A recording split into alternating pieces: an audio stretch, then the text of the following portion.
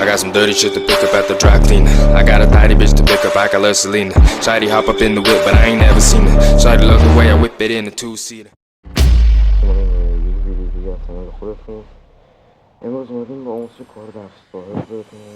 خب برای اینکه اول مکان کار پیدا بکنیم از این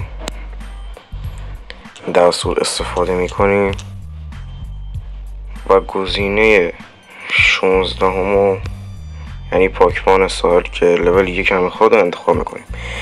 روی نقش هم بریم دقیقا مکانش میفته اینجا. خب شما باید اول به این مکان بریم. وقتی مکان مورد نظرمون رسیدیم میریم و گزینه آلت و بله رو میزنیم. خب همونطور که میبینیم ما الان لباس کارمون رو پوشیدیم. وقتی لباس کار میپوشیم توی محوطه ساحل واسه ما چند علامت قرمز کوچیک میاد که ما باید روی اونها بریم.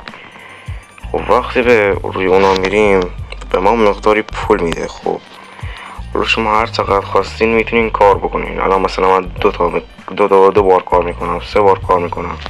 اون مقداری که خواستین پول بگیرین اون میگیریم. بعد از اینکه اون مقدار پول خواستین که گرفتین میرین به همون مکان قبلی گزینه آلت و بله همون مقدار کاری کردیم به حساب شما ریخته میشه.